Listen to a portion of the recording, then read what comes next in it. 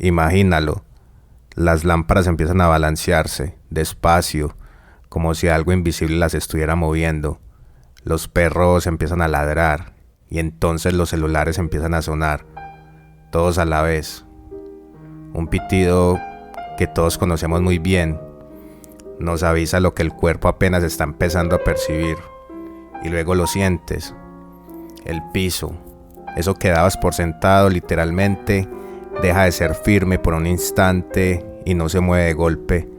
Se mueve como una especie de ondulación, casi como si respirara, como si la tierra por unos segundos dejara de ser roca y se comportara como un organismo vivo. Algo que tiembla, que se contrae, que tiene su propio pulso. Los vecinos salen a la calle, alguien grita, está temblando. Y ahí en medio del temblor, hacemos todo lo mismo. Buscamos algo a que sujetarnos, miramos a nuestros seres queridos, nos preocupamos por ellos, nos asustamos, buscamos un marco de una puerta, una mesa, la mano de alguien, buscamos estabilidad. Pero hay algo profundamente paradójico en todo esto, porque vivimos sobre un planeta que jamás ha dejado de moverse. Los continentes llevan millones de años a la deriva, chocando, separándose, dibujando y borrando mapas que ni siquiera alcanzamos a ver cambiar. Las montañas nacen del choque entre placas y con el tiempo la erosión las devuelve al mar. Los océanos avanzan sobre la tierra y después retroceden. Nada, absolutamente nada en este planeta permanece inmóvil. La tierra entera respira, aunque a un ritmo tan lento que lo confundimos con quietud. Y sin embargo, aquí está lo curioso. Construimos nuestra vida entera como si la estabilidad fuera un derecho adquirido. Compramos casas pensando que estarán ahí para siempre. Hacemos planes a 20 años. Hablamos del suelo firme, como si fuera una metáfora segura, confiable. Un terremoto nos recuerda en segundos que esta firmeza siempre fue prestada. Entonces aparece la pregunta de ¿qué tan preparados estamos ante un sismo? Otra pregunta, ¿qué nos dice sobre nosotros mismos el hecho de que necesitemos olvidar que vivimos en un planeta inestable solo para poder vivir tranquilos? Bienvenidos a Filoparchando de la Noche, el momento en que la filosofía sale de los libros para encontrarse con nuestra vida cotidiana, con la ciencia, con el arte y los demás asuntos que nos constituyen. Filoparchando de la Noche, con su anfitrión, Wilder Carmona.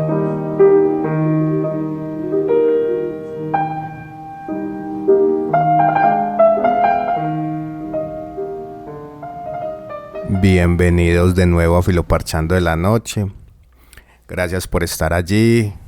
Gracias sobre todo por la paciencia, porque sí ha pasado un tiempo desde el último episodio, más de lo que nos hubiera gustado, si somos honestos.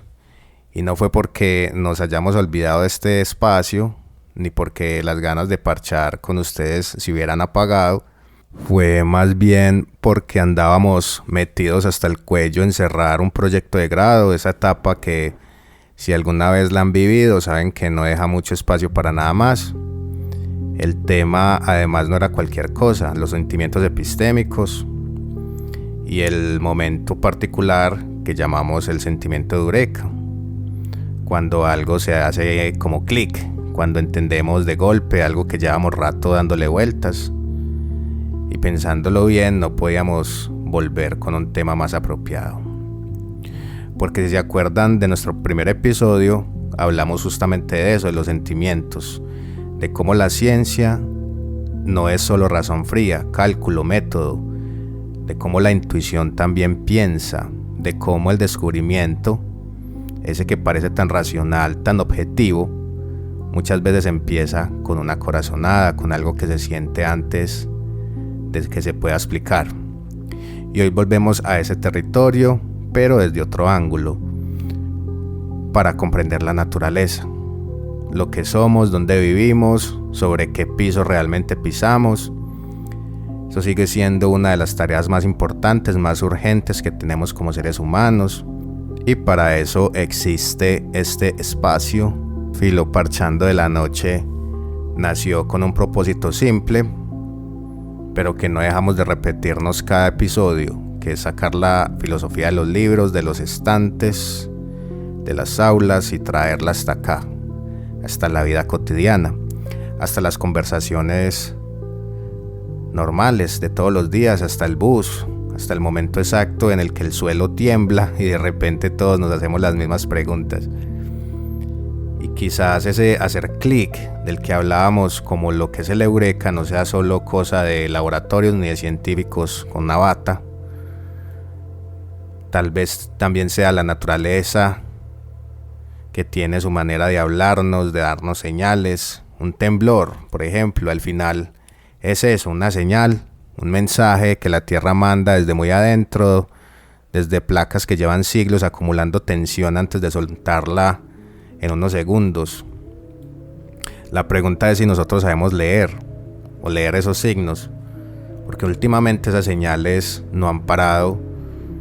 Han habido temblores que se han sentido más seguidos, más presentes en las noticias, en los grupos de WhatsApp. ¿Qué nos está diciendo entonces la Tierra con eso? ¿Es solo geología, física de placas, estadística? ¿O hay algo ahí que merece leerse con otros ojos, con otras preguntas? Esa es un poco la invitación de hoy, así que bienvenidos otra vez a esta casa. Se sintió la ausencia, pero valió la pena. Desde Guayabal transmite la 15 Radio. Entonces, para entender un temblor hay que remontarse mucho más atrás de lo que solemos pensar. No basta con mirar las noticias de esta semana, hay que mirar literalmente miles de millones de años atrás.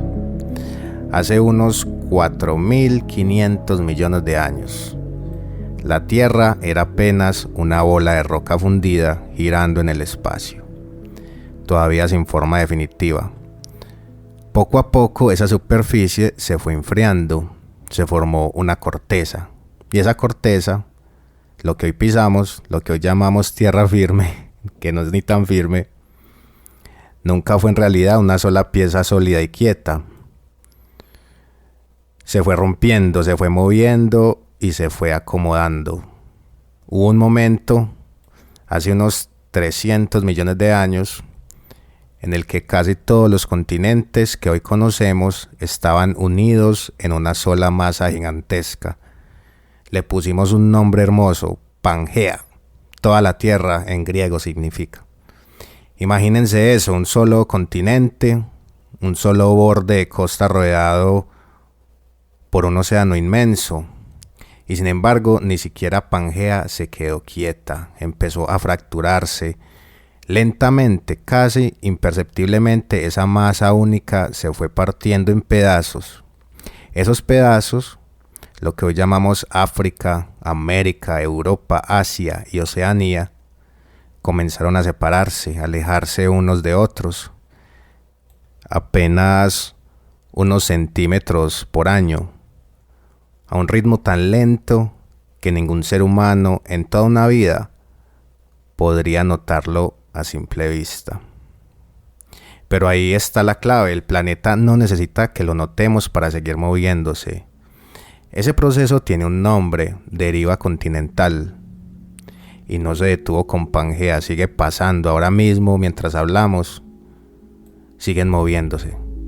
Las placas tectónicas, esas enormes piezas de corteza sobre las que descansan los continentes y los océanos, siguen desplazándose, chocando, rozándose, hundiéndose, unas bajo otras. Cuando dos placas chocan de frente, la Tierra se arruga, se levanta, y así nacen las cordilleras. El Himalaya, por ejemplo, sigue creciendo hoy centímetro a centímetro, porque la placa que carga la India todavía está empujando contra Asia. Los Andes, por ejemplo, esa columna vertebral que atraviesa nuestro continente, nacieron y siguen naciendo del mismo tipo de choque allá en el Pacífico. Y cuando las placas, en cambio, se separan, el planeta abre grietas que el agua termina llenando. Así nacieron los océanos que conocemos. El Atlántico, por ejemplo, sigue ensanchándose cada año, mientras América y Europa continúan alejándose milímetro a milímetro, como dos embarcaciones que alguna vez estuvieron amarradas al mismo puerto. Y aquí viene la imagen que quiero dejarles. Si pudiéramos acelerar el tiempo, comprimir millones de años en apenas unos minutos, como en un video en cámara rápida, descubriríamos algo. Veríamos que los continentes no son bloques fijos, anclados para siempre en un mapa. Los veríamos comportarse como enormes embarcaciones, flotando lentísimamente sobre un océano de roca fundida, separándose, chocando, volviendo a unirse, quizás dentro de otros tantos millones de años. La Tierra entera, vista así, deja de parecer un escenario fijo donde simplemente ocurre la vida, se convierte en otra cosa, un organismo dinámico, algo que respira un ritmo geológico, que se transforma constantemente, aunque a nosotros, criaturas de 70, 80, 90 años de vida, nos parezca lo más quieto y confiable del universo. Un temblor entonces no es una anomalía, es apenas un recordatorio, breve, incómodo, a veces aterrador, de algo que el planeta lleva haciendo desde siempre. La Tierra tiene memoria y esa memoria se llama movimiento. Somos música, somos arte, somos información, somos comunitarios, somos la 15 Radio, la tuya. Somos la emisora comunitaria de la Comuna 15.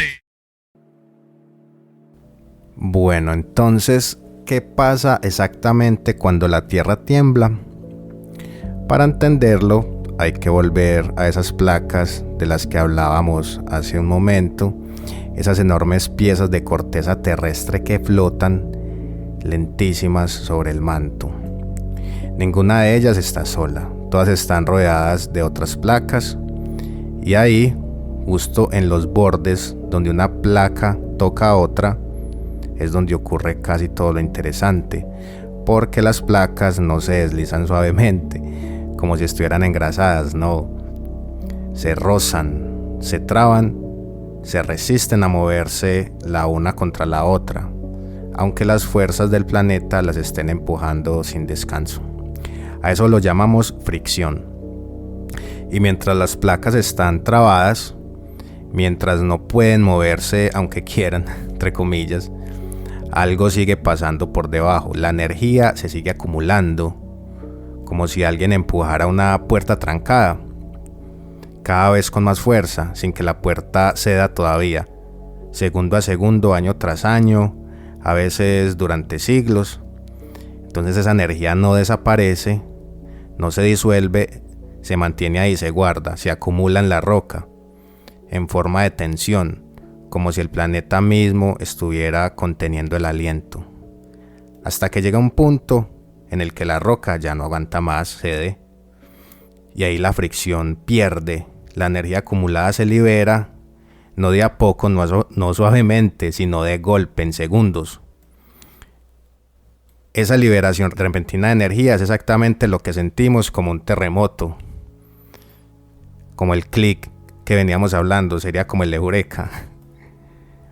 Y entonces las placas que llevan tanto tiempo trabadas finalmente se deslizan de un salto, y ese movimiento brusco genera ondas sísmicas que viajan a través de la roca, atravesan kilómetros de tierra y terminan llegando hasta nosotros, hasta nuestras casas y hasta nuestros pies.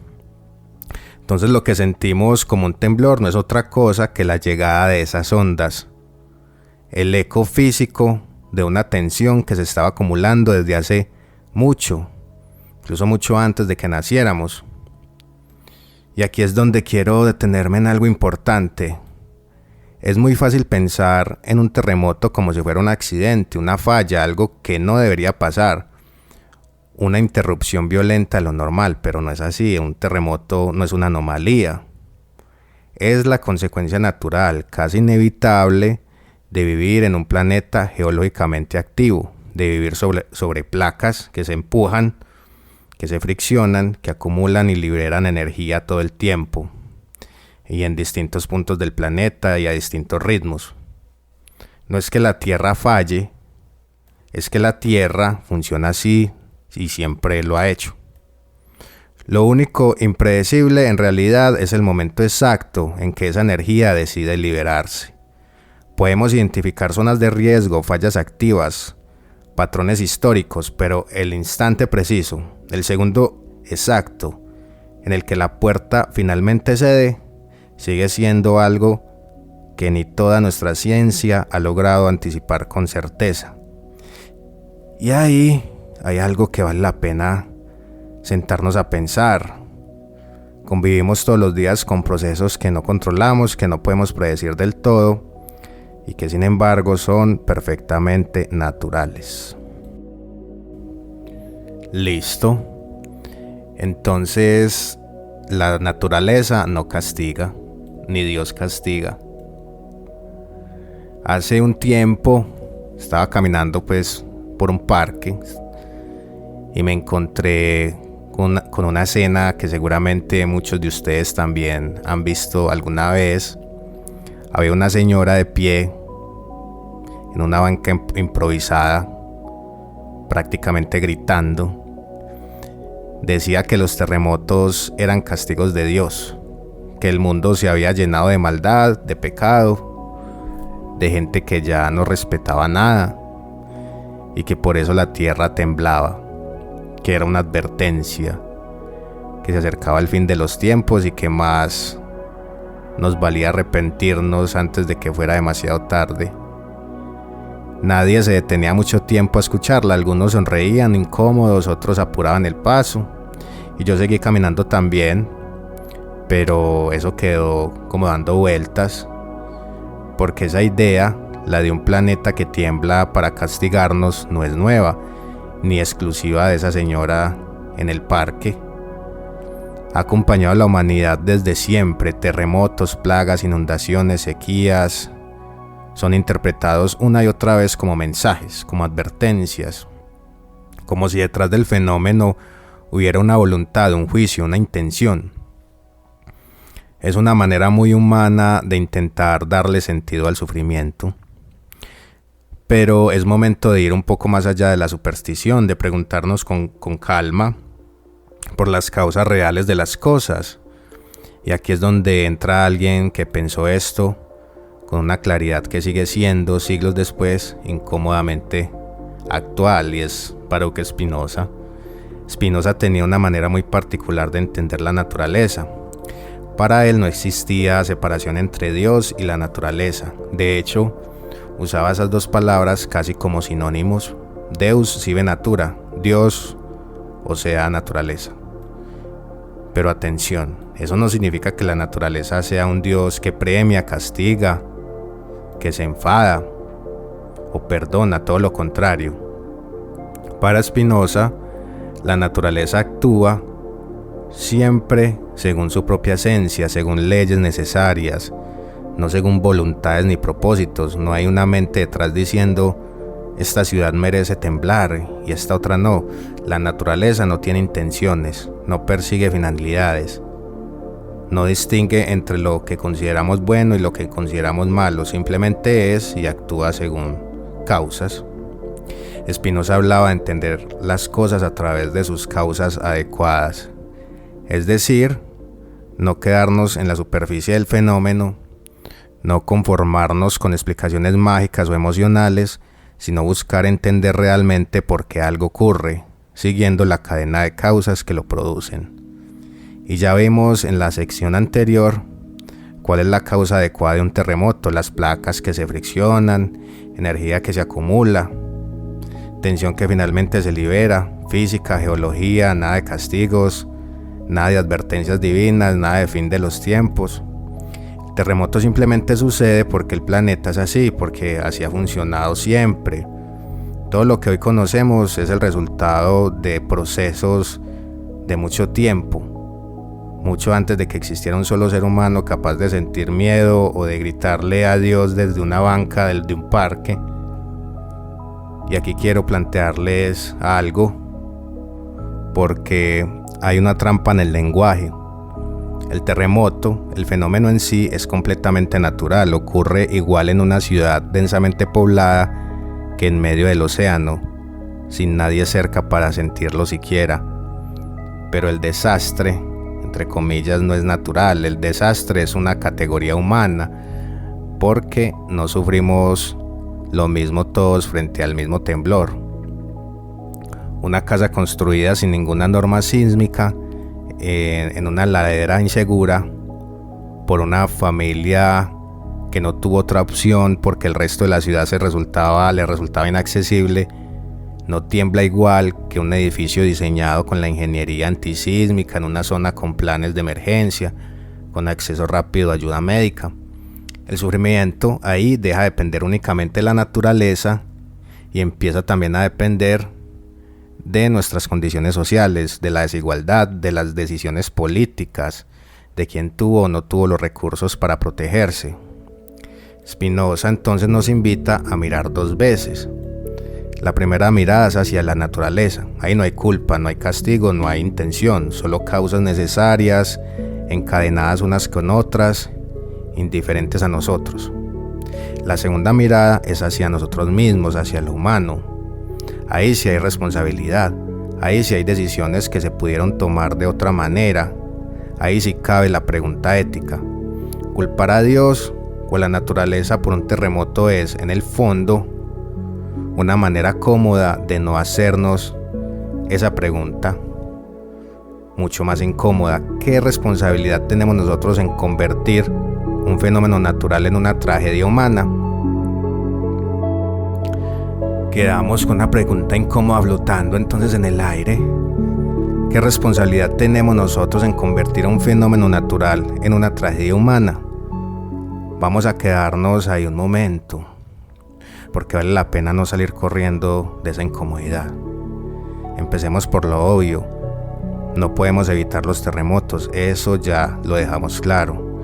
Las placas van a seguir friccionándose, acumulando energía, liberándola de golpe, con nosotros o sin nosotros. Ningún discurso, ninguna oración, ninguna ingeniería del futuro va a detener ese proceso. Es geología, es física, está fuera de nuestro control. Pero hay algo que sí está dolorosamente dentro de nuestro control. ¿Qué tan vulnerables somos frente a eso que no podemos evitar? Y ahí es donde entra lo social, lo político, lo que ya no se explica con placas tectónicas, sino con decisiones humanas. Pensemos en la desigualdad. En dos ciudades o incluso en dos barrios de la misma ciudad, sacudidos por exactamente el mismo temblor. Uno queda en pie, el otro en escombros. La diferencia no la puso la naturaleza, la pusimos nosotros mucho antes del terremoto, cuando decidimos o dejamos que otros decidieran quién construye con normas de seguridad y quién construye con lo que tiene a la mano, porque no le quedó de otra. Pensemos en la negligencia estatal, en esos códigos de construcción que existen en el papel, pero que nadie supervisa de verdad. En los permisos que se otorgan sin revisar el terreno, sin revisar los planos, sin revisar nada, mientras alguien en algún lado se queda con el dinero que debía haberse invertido en seguridad. Pensemos en la corrupción, en cuántos edificios colapsan no por culpa del temblor, sino por culpa del cemento que se ahorró, del acero que se sustituyó por algo más barato, de la firma de un ingeniero que nunca pisó la obra.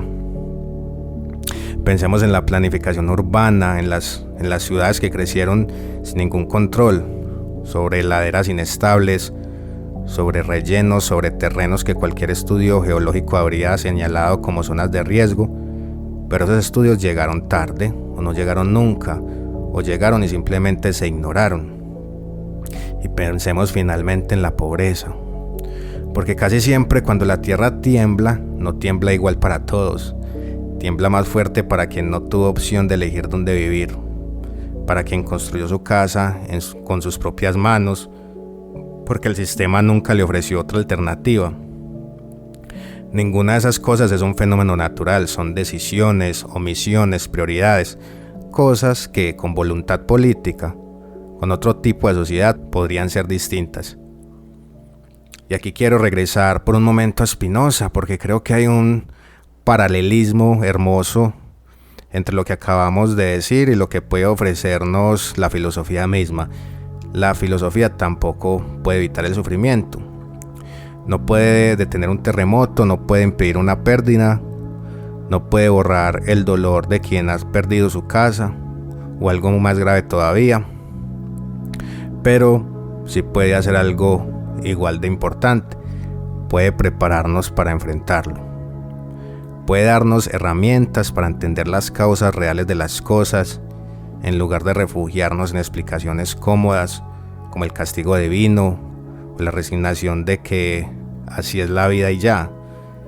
Puede ayudarnos a distinguir entre lo que depende de nosotros y lo que no, y sobre todo puede empujarnos a actuar sobre eso que sí depende de nosotros, en lugar de simplemente esperar el próximo temblor con los brazos cruzados.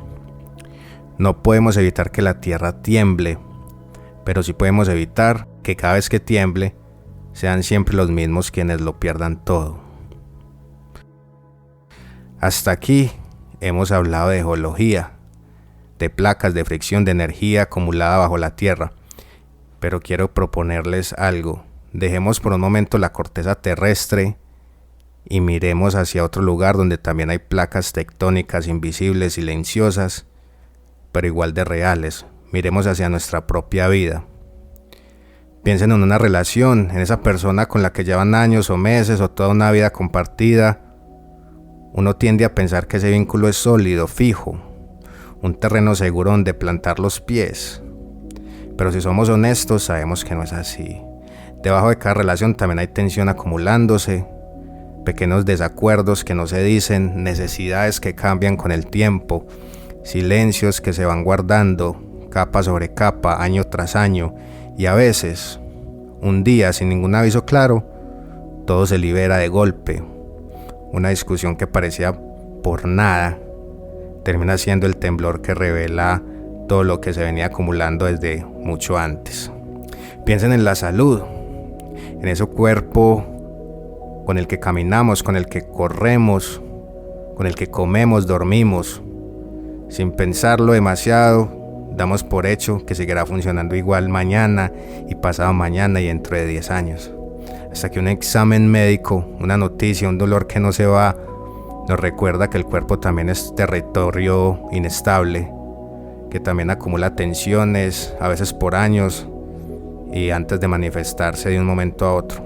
Piensen en el trabajo, en esa estabilidad laboral que parece tan sólida, tan para toda la vida, hasta que una crisis económica, una reestructuración, una decisión ajena a nosotros hace temblar en segundos algo que llevábamos años construyendo. Piensen en las amistades, en esas personas que parecían que iban a estar ahí siempre, hasta que la vida las llevó por caminos distintos y un día se dan cuenta de que ese vínculo sin previo aviso ya no está donde solía estar.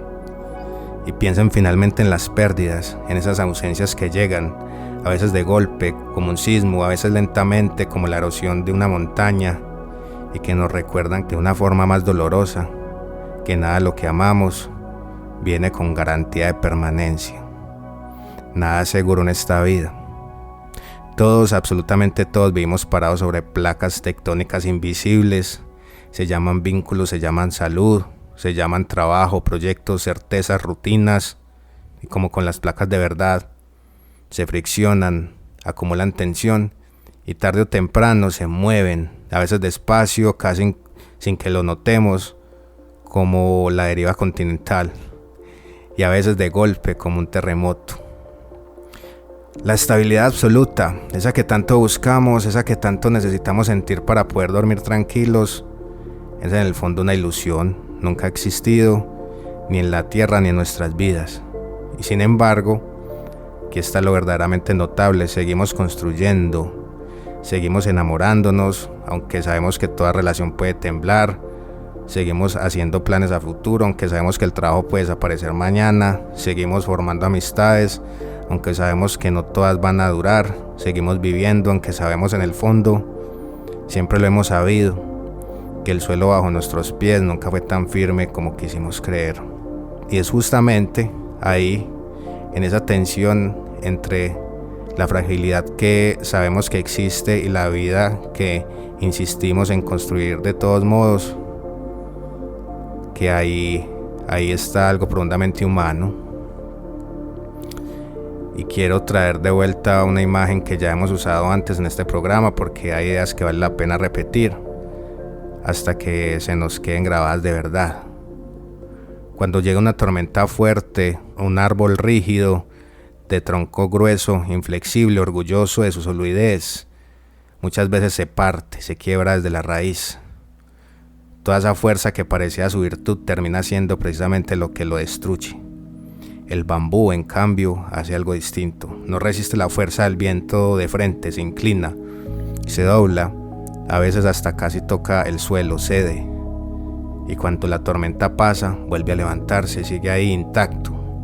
No porque sea más fuerte que el árbol rígido, sino porque entendió algo que el árbol nunca aprendió: que resistir no siempre significa quedarse quieto. A veces resistir significa saber moverse. Y creo que después de todo lo que hemos hablado hoy, de placas que se friccionan, de vidas que tiemblan, de estabilidades que resultan ser ilusiones, esta imagen cobra un sentido distinto, porque tal vez vivir no consiste en lograr que nada se mueva, no consiste en controlar cada circunstancia, en blindarnos contra cada posible temblor, en construir una vida tan rígida que nada pueda tocarla. Consiste más bien en aprender a convivir con el movimiento, en saber inclinarse cuando hay que inclinarse, en aceptar que el cambio, incómodo, inesperado y a veces doloroso, no es una interrupción de la vida, es la vida misma. Volvamos por un momento al principio, al temblor, a las lámparas balanceándose, a los celulares sonando todos a la vez, a esa sensación de que el piso por unos segundos deja de ser completamente firme. Empezamos preguntando qué es lo primero que hacemos cuando la tierra tiembla y dijimos: buscamos estabilidad. Pero después de todo lo que hemos recorrido hoy, la geología espinosa, la desigualdad, el bambú, las placas invisibles de nuestra propia vida, creo que podemos ir un poco más profundo con esa pregunta, porque hay algo que hemos estado dando por sentado todo el tiempo sin decirlo del todo.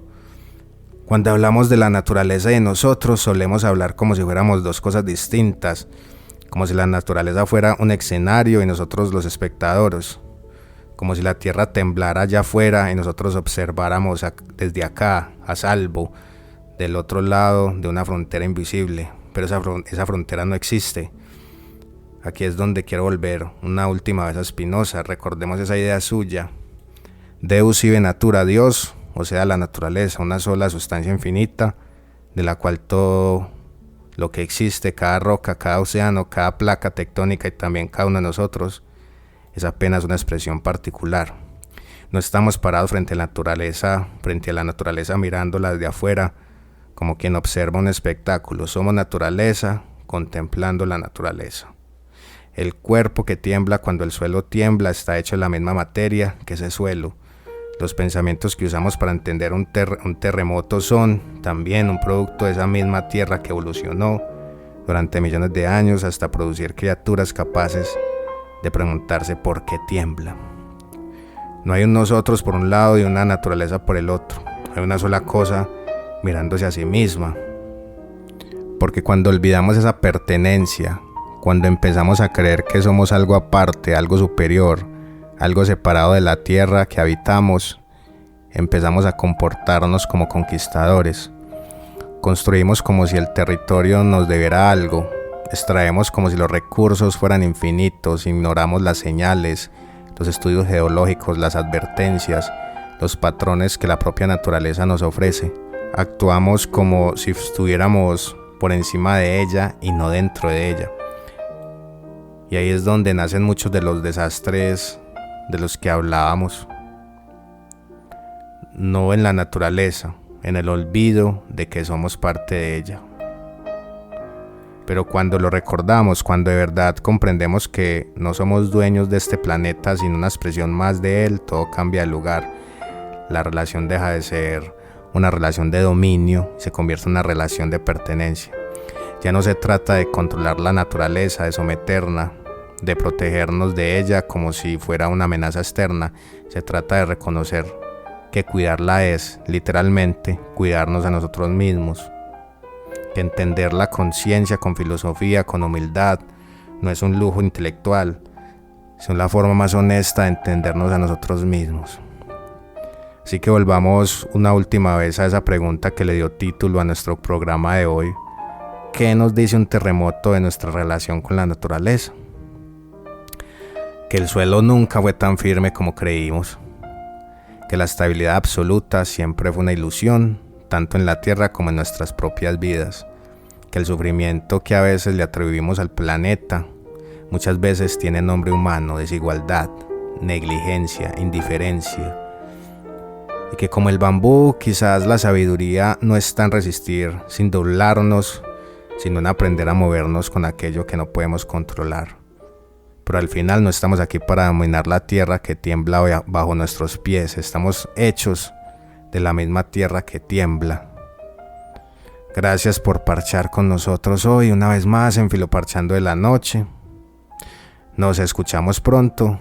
Espero que haya sido de su agrado. Muchas gracias por todo. Hasta luego.